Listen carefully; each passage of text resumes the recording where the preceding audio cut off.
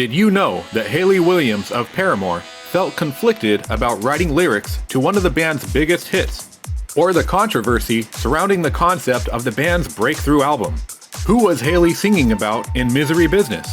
Stick around and we'll answer these questions and more on 10 Things You Didn't Know About Riot by Paramore. Number 1. Musical Riot. Paramore frontwoman Hayley Williams and producer David Bendeth argued over the album's title. As Hayley explained on the band's website in 2008, "For us, the title Riot literally means an unbridled outburst of emotions. When we were writing, it seemed like our thoughts and emotions were coming out so fast that we couldn't control them. It felt like there was a riot within us.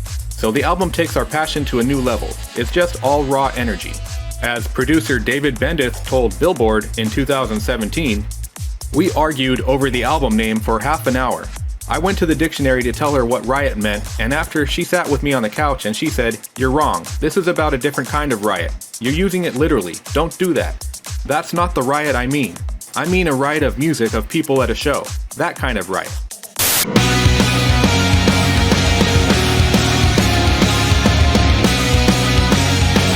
Number 2. Creative freedom. Fueled by Ramen allowed the band complete control over the album's developmental process. As Bendeth explains to Billboard, "She was luckily on this label, Fueled by Ramen. They really allowed their artists freedom. Even though it was kind of a major label, there were no constrictions on what we did. So we were able to really literally make this record by ourselves. Just the band and myself." Number 3. Teenage Angst. The album was written while the entire band were still just teenagers. As explained by the producer, the drummer was 13. Zach was maybe he was 14 by then, but no older. And Hayley was 17, and Josh was 17 or turning 18. They were very, very young, but the process was awesome because they were great musicians to begin with, and Hayley could really sing. So it wasn't like it took a whole lot of work when it came to performances. When it came to the writing part, Hayley was extremely prolific, as was Josh. So the team together, the two of them, was sensational. Do you think I'm cute, Private Pile? Do you think I'm funny? No, sir! Number 4. One for the Broken. Riot was created to help inspire people going through difficult times. As Bendeth tells Billboard, "We made Riot for people that, at the time, were going through a lot of things at home, that were dealing with things in their life. When I was making the record, I always thought about the kid that was out there by themselves and lonely, and certainly dealing with bullshit at home, at school, with friends. Pain and suffering, depression. I felt like this was a ray of light, this record, that would come through and make that drive to school or whatever that much more fun." We're gonna sit down, aren't you? I'm forced. Number 5. One for the Fans. Born for This is a song that was written as a thank you to their fans. As Hayley explains, "We wrote it as a message to them. They're going to take us to the next level. Everything they've done has helped us so much. It's really kept us going." The song also pays tribute to Swedish hardcore band The Refuse by borrowing the line "We want the airwaves back" from their song Liberation Frequency.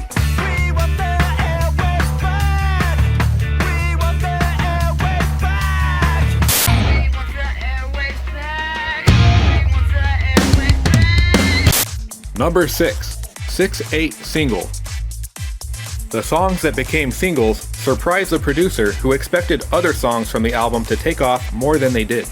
In his own words, "It's funny when we started the record, all of the songs that we thought were going to be singles never were.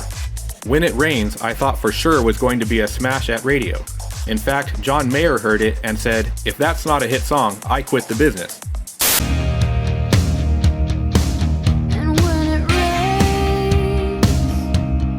Hallelujah we thought was going to be the first single at some point.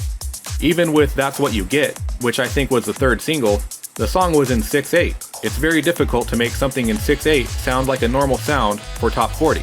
So I felt like the risks that had been taken paid off. Thanks for coming. I pleased to aim. I'm so happy. I just had to tell someone. I have a boyfriend. That's what you get when you let your heart win. Whoa. Number 7. Alternative Girl. Hayley Williams refused to become a pop-style top 40 singer despite pressure from the label.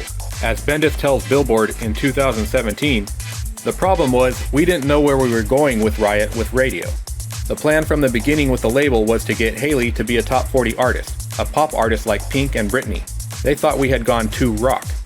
But Hayley was angry. She wasn't going to write about sappy love. There was no way. She appreciated it. She loved NSYNC and the Backstreet Boys, but that was not what she was about to do. She wanted to be able to be an alternative type artist, in the sense that she could take risks and follow her heart lyrically.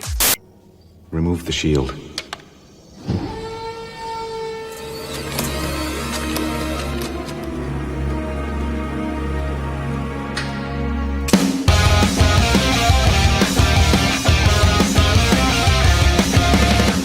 Did you know that I do all of the editing for these videos by myself? Yep, that's right, me, one person, including research, script writing, voiceovers, thumbnails, video editing, promotion. It's a lot of work and requires a full-time job for one person to handle, which I don't mind doing because I love being able to express my humor while also talking about the music that I enjoy. However, it would also be great to have some help improving my content, and that's where I need your help. The easiest way to support this channel is to click the like button. This will help the video get shown to more people. A better way to support this channel is to subscribe and hit the notification bell. This will help you get notified when we release new videos each week.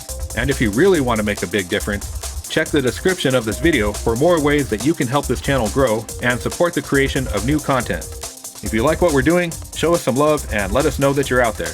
And let us know in the comments what your favorite album is. Perhaps we'll talk about it in a future video.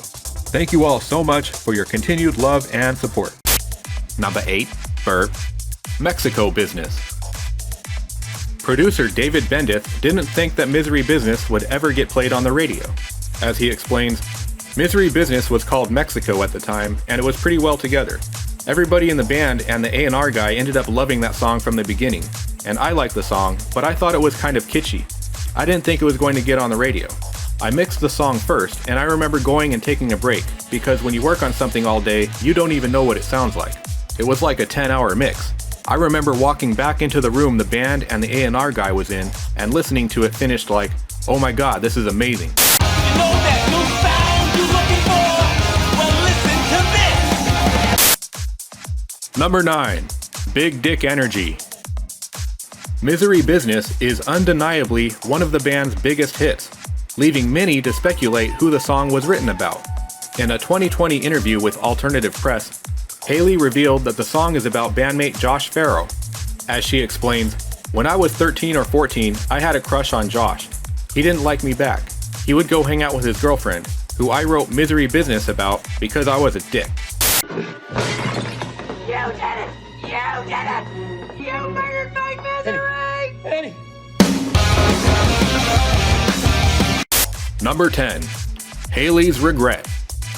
In 2015, Hayley Williams confessed that she no longer relates to the lyrics of one of the band's biggest hits. As she explains in a blog post, Misery Business is not a set of lyrics that I relate to as a 26-year-old woman. I haven't related to it in a very long time. Those words were written when I was 17, admittedly from a very narrow-minded perspective.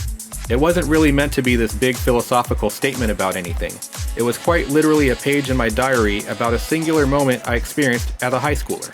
The band retired the song from their setlist in 2018. Fortunately, the song has since returned to the band's setlist as of 2022. As producer David Bendeth explains, Hayley was upset about the girl who was the subject of Misery Business.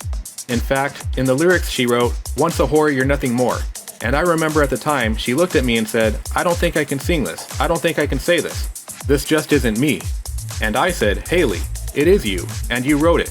You have to sing it." And she says, "I don't think it's right. I think it's morally wrong to call somebody that." And I said, "You're not calling somebody that. You're explaining the situation." And she said, "Okay, I'm going to sing it. I'm not going to like it, but I'm going to sing it."